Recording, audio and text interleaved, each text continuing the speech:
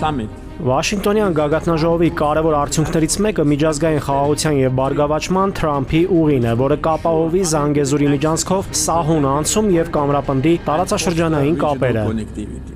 Նման արտահայտություն Վաշինգտոնում համաձայնեցրած փաստաթղթերում չկա։ Աշխատանքի պայմանագրում ոչ ստորագրված էր ճակատագրում։ Միջանցքի մասին խոսք չի գա։ Would you tell us the main differences? Կասկածներ կան, թե արդյոք Զանգեզուրի միջանցքի ստեղծումը բխում է Հայաստանի շահերից նույնքան, որքան Ադրբեջանի շահերից է բխում։ Armenia and Azerbaijan. Որտեղ եք կարդացել այդ արտահայտության մասին։ Նման արտահայտություն չկա, չի եղել եւ համոզված եղեք չի լինի։ Ձեր հրապարակումներում նշում եք, որ օգոստոսի 8-ին Վաշինգտոնում ստորագրված փաստաթղթերը կոպտորեն խախտում են միջազգային եւ ներպետական իրավունքը։ Ինչու՞։ Եվ օգոստոսի 8-ի փաստաթուղթը եւ 20 թվականի նոյեմբերի 9-ի փաստաթուղթը կողմերը բազմիցս հայտարարել են, որ կնքվել է ուժի սպառնալիքի ներքո, այսինքն հիմք ունենալով այն գաղափարը, որ իբր թե նման փաստաթուղթ ստորագրելով կանխում են պատերազմը, որը ուղղակիորեն սահմանված է պայմանագրերի կոնվենցիայով, Վեննայի կոնվենցիայով, այնտեղ կա համապատասխան հոդված, 51-րդ հոդված, որտեղ ուղղակիորեն գրված է, որ այն բոլոր պայմանագրերը, որոնք կնքվում են ուժի սպառնալիքի ներքո կամ դրա արդյունքում, դրանք առ-ոչինչ են։ Եվ դրանք, եթե հակասում են իհարկե ՄԱԿ-ի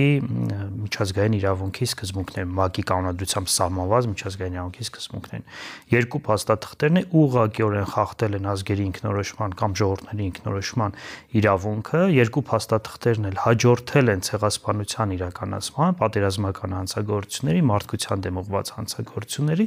եւ դրանց արդյունքն են։ Հետեւաբար, եթե առաջնորդվում ենք բացառապես միջազգային իրավունքի տրամաբանությամբ, ապա այո, դրանք առ-ոչինչ փաստաթղթեր են միջազգային իրավունքի տրամաբանությամբ, որովհետև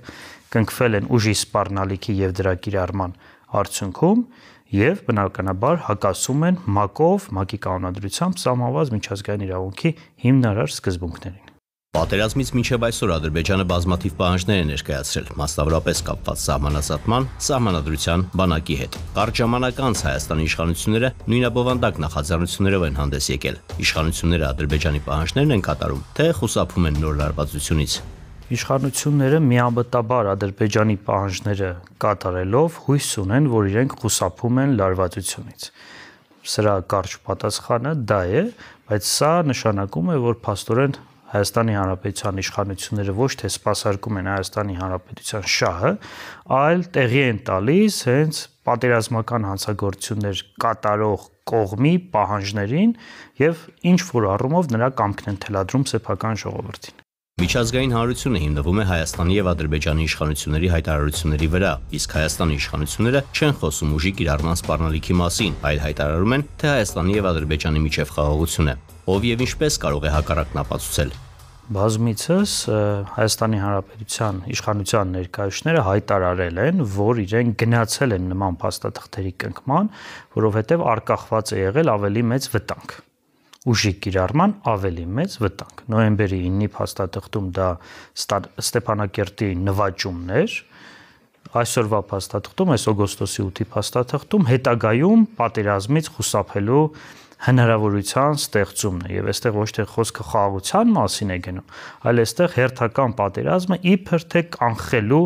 քայլի մասին է գնում, որը ուղղակիորեն այդ նաեւ իշխանության ներկայացուցիչների խոսույթից բխում է, որ ուժի կիրառման կամ դրա սպառնալիքի արդյունք է։ Վերջին շրջանում խոսվում է միայն Թրամփի ուղի ծրագրի իրականացման մասին եւ շրջանցվում է տարածաշրջանում հաղորդակցության ուղիների ապաշրջափակման թեման։ Ինչու Հայաստանը զուգահեռաբար չի բարձրաձայնում Ադրբեջանի տարածքով դեպի Ռուսաստան ճանապարհների ապաշրջափակման մասին։ Հուսով եմ բարձրաձայնում է, բնականաբար այն ոչ այն նույն ինտենսիվությամբ, ինչ որ Ադրբեջանն է բարձրաձայնում Սյունիքով անցնող միջանցքի մասին եւ հուսով եմ, որ Հայաստանի Հանրապետություն ներկայացնում է, որ առավել լավ ճանապարհներ կան եւ ավելի քիչ ծախսատար ճանապարհներ կան եւ այսօր էլ գործող ճանապարհներ կան այլ տարածքներով, որը կկապի օրինակ Թուրքիան Ադրբեջանի հետ եւ նույն տրամաբանությամբ Հայաստանը պետք է հնարավորություն ունենա օգտագործելու Ադրբեջանի տարածքը Ռուսաստանի Դաշնության հետ կապվելու համար, Իրանի Իսլամական Հանրապետության հետ կապվելու համար եւ նաեւ Թուրքիայի տարածքը դեպի մերձավոր արևելյան այլ պետություններ անցնելու եւ նաեւ դեպի Սև ծով հասնելու համար։ Այսինքն, եթե մենք փոխադարձության տրամաբանությամբ ենք գնում եւ ոչ թե կոնկրետ մեկ ճանապարհ նվիրելու Ադրբեջանին անունը, ինչպես էլ ուզում ենք դա դնենք որևէ երրորդ պետության վերահսկողության ներքո կամ առանց դրա, ապա մենք գնալու ենք այն տրամաբանությամբ, որ բացվելու են բոլոր ճանապարհները բոլոր պետությունների հետ։ Երբ Ադրբեջանի իշխանությունները տարիներ շարունակ Սյունիքի մարզով Ադրբեջանի եւ Նախիջևանի միջև հաղորդակցության ուղին անվանում էին Զանգեզուրի միջանցք, Հայաստանի իշխանությունները չէին արձագանքում։ Ինչու լռությունը խախտվեց ՄԱԿ-ի ամբիոնից։ Երևի զգում են հասարակության ճնշումը, որ բարձրացել է այն մակարդակի, որ այլ տարբերակ չունեն, որ արդեն բարձրացիաներից խոսեն դրա մասին։ Ճշմարտության համար պետք է նշենք, որ արձագանքներ եղել են, բայց ոչ էլի այն նույն ուժգնությամբ եւ ինտենսիվությամբ, ինչպիսին որ կուզեինք մենք լսենք, եւ դա ենթադրում եմ այսօրվա իշխանությունների կաշկանդվածության արդյունքն է, որ նրանք ունեն Ադրբեջանի իշխանությունների նկատմամբ կամ հաղթանակած պետության ղեկավարի նկատմամբ։ Դրա համար շատ կարևոր է նաև եւ միջազգային իրավունքի եւ դիվանագիտության եւ քաղաքականության համար, որ պարտությունում պարտված իշխանության ներկայացուցիչները չմասնակցեն հետագա բանակցություններին եւ որևէ նոր միջազգային փաստաթղթի կնքման գործընթացին։ Քանի որ մեր պարագայում ստացվել է այնպես, որ պարտություն կրած կողմը շարունակում է բանակցություններ իրականացնել, այս զիջողականությունը այս գալիս է այդ տրամաբանությունից։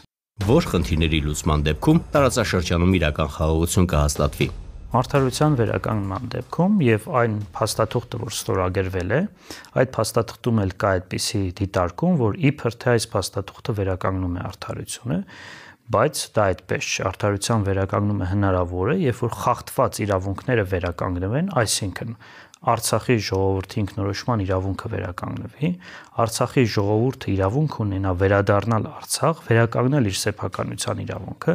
ազատ արձակվեն բոլոր գերիները, որոնք այսօր կան Բաքվի բանտերում, դադարեցվեն անարդար դատավարությունները նրանց նկատմամբ, վերջանա ռասայական խտրականության քարոզը Ադրբեջանի իշխանությունների կողմից, որ տարածվում է հայ ժողովրդի եւ հայ մարդու նկատմամբ դպրոցական տարիքից սկսած, եւ միայն այս փուլերը հաղթահարումից հետո հնարավոր կլինի իրական արդարության հիման վրա խաղաղություն հաստատել։ Քանի դեռ մարդկանց իրավունքները վերականգնված չեն, քանի դեռ միջազգային իրավունքը վերականգնված չէ, հնարավոր չէ տևական խաղաղության մասին խոսել, որովհետեւ վաղ թե ուշ անարդարությունը պետք է ծնի մարդկանց կամք վերացնելու անարդարության հիմքերն ու պատճառները։